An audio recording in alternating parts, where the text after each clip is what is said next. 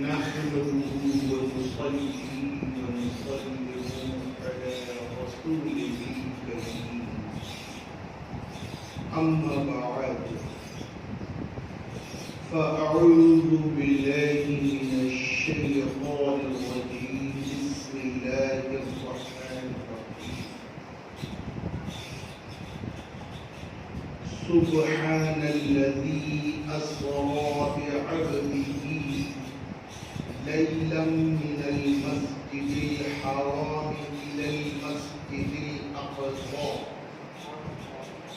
الذي باركنا حوله لنريه من آياتنا إنه هو السميع البصير صدق الله العظيم وصدق رسوله النبي الكريم ونحن على ذلك لمن الشاهدين والشاكرين والحمد لله رب العالمين.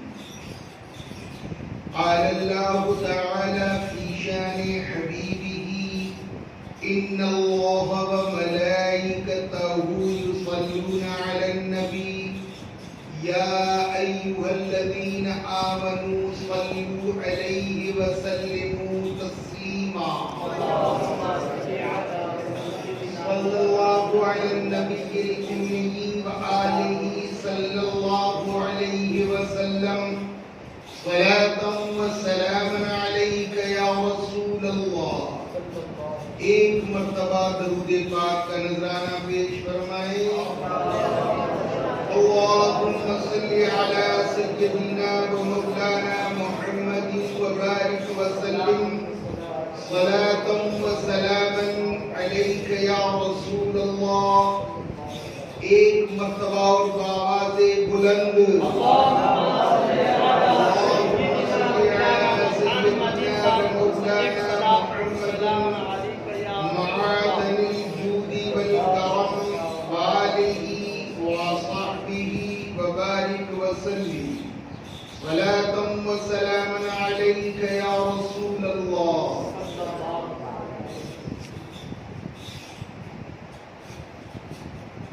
اختر شام سے آتی ہے یہ آواز, اختر شام سے آتی ہے یہ آواز, سجدہ کرتی ہے سحر وہ ہے آج کی نام. حضرات,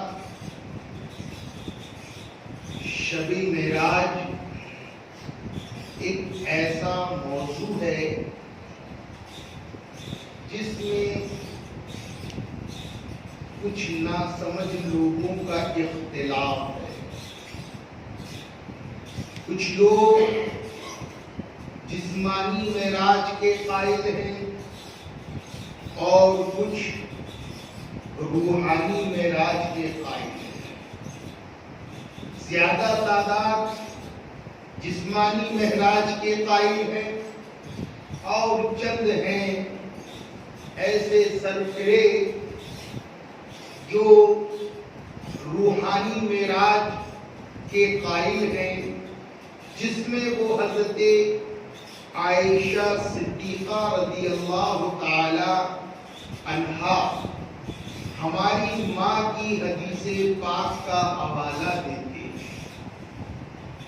ان لوگوں کو اتنی سمجھ بھی نہیں ہے کہ واقع معراج مکہ المکرمہ میں ہوا اور ہماری ماں ام المومنین حضرت عائشہ صدیقہ رضی اللہ تعالی عنہا کی بدائی مدینہ منورہ میں. تفسیر روح البیان میں آتا ہے کہ آقائے نامدار مدینے کے تاجدار روحی فدا صلی اللہ علیہ وسلم کو غالباً 35 یا 36 مرتبہ روحانی معراج ہوئی اور ایک معراج جسمانی مکہ المکرمہ میں آپ کو ہوئی. جس کا ذکر قرآن مجید فرقان الحمید میں آتا ہے سبحان الذی، سبحان الذی، پاک ہے وہ ذات، اسرا بعبدہ، بعبدہ، جو اپنے بندے کو لے گئی راتوں رات، عبدہ، عبد کا معنی بندہ ہے، تو بے عبدہ جو اپنے بندے کو لے گئی راتوں رات مسجد حرام سے الی المسجد الاقصی، بیت المقدس کی طرف، جس کے چاروں طرف ارد گرد ہم نے برکتیں رکھی ہیں، لِنُرِيَهُ مِنْ آیاتنا، اور اسے ہم اپنی نشانیاں دکھائیں، اِنَّهُ هُوَ السَّمِيعُ الْبَصِيرُ، وہ سنتا بھی ہے اور وہ دیکھتا بھی ہے۔ اب اگر ہو کی ضمیر ہم اللہ کی طرف ہے تو اللہ سنتا بھی ہے، دیکھتا بھی ہے، اور اگر نبی پاک کی طرف کریں تو اللہ کے دیے سے نبی دیکھتے بھی ہیں اور سنتے بھی ہیں۔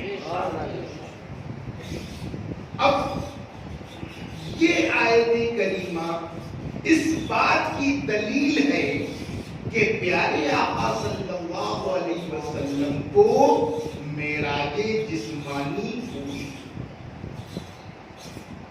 اب آقا نامدار جس طریقے سے روایتوں میں آتا ہے کہ حضرت جبرائیل آئے، براق کو لے کر آئے، 70,000 فرشتے آپ کے جلو میں تھے، اور پھر آپ بیت المقدس پہنچے، وہاں پر 1,24,000 کم و بیش پیغمبران اسلام کو آپ نے نماز پڑھائی، اور اس کے بعد وہاں پر ایک سیڑھی لگائی گئی، بیت المقدس جو بیت المقدس ہے وہاں پر ایک سیڑھی لگائی گئی، اور اس سیڑھی پر آقا چڑھ کر آسمان پر گئے۔ اب سوال یہ اٹھتا ہے کہ معراج شریف جو ہے وہ بیت المقدس سے ہی کیوں ہوئی؟ تو روح التفسیر روح البیان میں یہ نقطہ لکھا ہے کہ زمین اور آسمان کے درمیان سب سے کم جو ڈسٹینس ہے، جب سب سے کم جو جگہ ہے وہی بیت المقدس ہے، یعنی بیت المقدس کے بعد آسمان سب سے قریب ہے، وہیں سے اللہ کے رسول صلی اللہ علیہ وسلم کو معراج ہوئی۔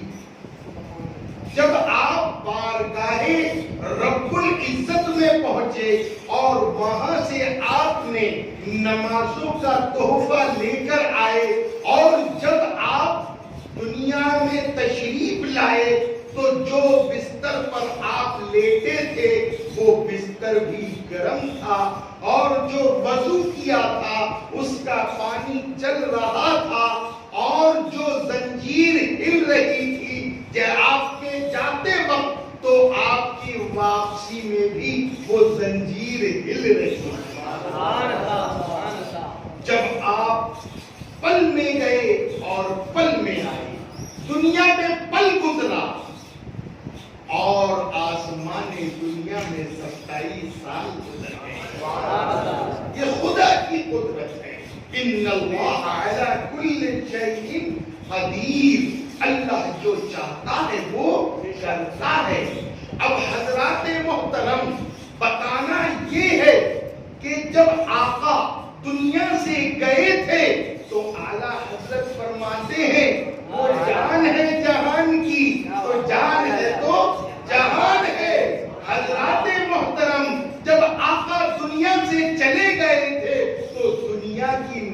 رک گئی تھی، دنیا کی سانسیں تھم گئی تھی، دنیا کی گردش رک گئی تھی، سورج تھم گیا تھا، زمین تھم گئی تھی، سب اپنی جگہ منجمد ہو چکے تھے، سب رک چکے تھے، اور جیسے ہی سرکار تشریف لائے پھر سے جاری ہو گئے۔ حضرات محترم، پھر جب سرکار دنیا میں تشریف لے آئے، جب صبح ہوئی تو سرکار نے اپنے لوگوں سے کہا، اے لوگوں، آج میرے رب نے اپنا مجھے دیدار کرایا ہے، میں بیت المقدس جا کر آیا ہوں، اور میں نے یہ نشانیاں دیکھی ہیں۔ ایک قافلہ ہے جو 3 دن میں سورج غروب ہونے سے پہلے پہلے مکہ مکرمہ میں آ جائے گا۔ اللہ الصمد، اس زمانے میں نہ تو کوئی سواریاں تھیں، نہ موٹر گاڑیاں تھیں، نہ پلین تھے، نہ ٹرین تھے، کچھ نہ تھا۔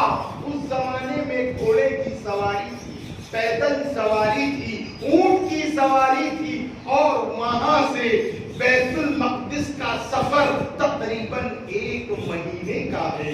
1 مہینے میں آدمی جاتا ہے، 1 مہینے کے بعد واپس آتا ہے، یعنی آنے جانے کے لیے 2 مہینے کا وقفہ لگتا ہے۔ 2 مہینے کا وقت آپ ایک ہی لمحے میں، ایک ہی رات میں جا کر کیسے واپس آ گئے؟ لوگوں کو بڑا تعجب ہوا۔ جو مشرکین مکہ تھے وہ مذاق اڑانے لگے۔ اللہ اللہ، جب یہ بات ابو جہل تک پہنچی، جب ابو جہل تک پہنچی کہ تمہارے محمد رسول اللہ صلی اللہ علیہ وسلم بیت المقدس بھی گئے، آسمان دنیا میں بھی گئے، اللہ اللہ، تو اس نے یقین نہ کیا اور وہ مذاق اڑانے لگا، اور بھاگتا بھاگتا، دوڑتا دوڑتا حضرت ابو بکر صدیق رضی اللہ تعالی عنہ کے دروازے پر پہنچا۔ دروازہ کھٹکھٹایا، اور جب صدیق نکل کر تشریف لائے تو کہا، اے ابو بکر، ایک سوال پوچھتا ہوں، ایک مسئلہ پوچھتا ہوں، اس کا جواب دو۔ حضرت ابو بکر صدیق فرماتے ہیں، کہو کیا کہنا ہے؟ کہا، ایک آدمی ہے جو یہ دعویٰ کرے کہ میں ایک رات میں بیت المقدس بھی گیا، آسمان دنیا میں بھی گیا، اور وہاں سے ایک ہی رات میں لوٹ کر واپس آ گیا۔ کیا اس کا یہ دعویٰ صحیح ہو سکتا ہے؟ اس زمانے میں ذرائع ابلاغ تو تھے نہیں، اتنی ترقی تو تھی نہیں کہ کوئی جا کر واپس آئے۔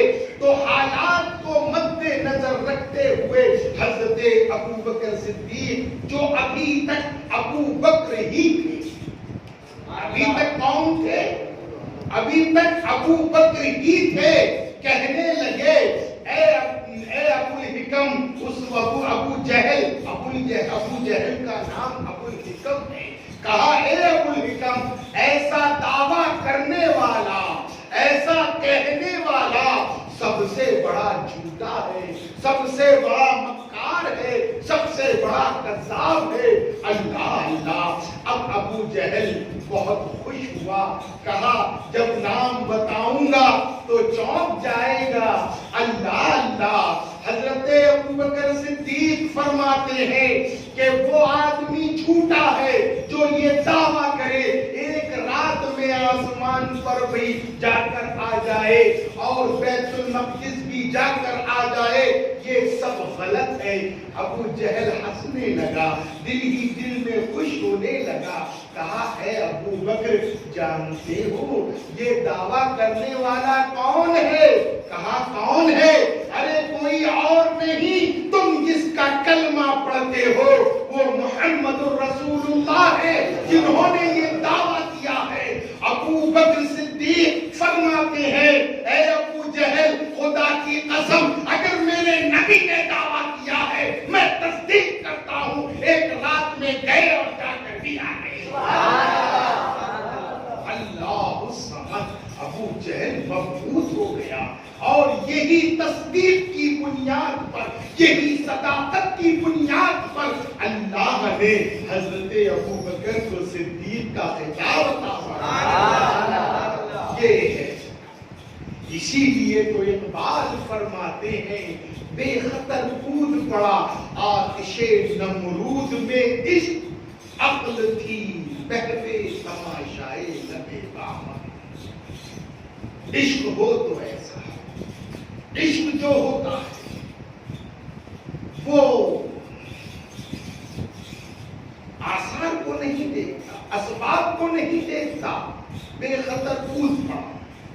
تو حضرات محترم، نبی کریم رؤوف الرحیم صلی اللہ علیہ وسلم کو جب معراج ہوئی تو پھر لوگوں نے سرکار سے کہا، سرکار تو کبھی بیت المقدس گئے نہیں، کبھی دیکھا نہیں، تو آ کر جو لوگ بیت المقدس گئے تھے آ کر تصدیق کرتے ہیں، پوچھتے ہیں کہ اگر آپ بیت المقدس گئے تو بتاؤ اس کے دروازے کیسے ہیں، اس کی کھڑکیاں کیسی ہیں؟ اللہ اللہ، حضرت جبرائیل امین نے بیت المقدس کو اٹھا کر نبی کے سامنے کر دیا۔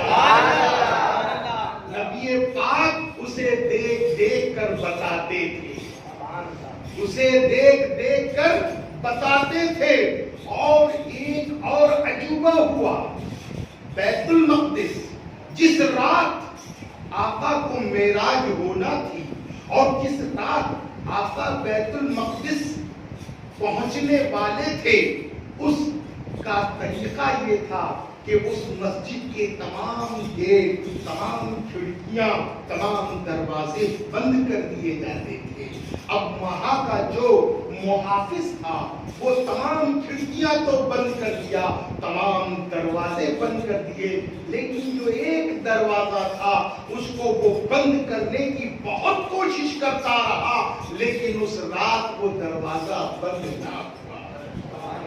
وہ تعجب میں ہوا کہ آج کوئی انہونی ہونے والی ہے کہ یہ دروازہ بند نہیں ہو رہا ہے۔ یہ بھی معراج کی رات کا ایک واقعہ ہے، ایک ثبوت ہے۔ تو حضرات محترم، آقا کو جو معراج ہوئی ہے وہ جسمانی معراج ہے، روحانی معراج 35 مرتبہ ہوئی ہے۔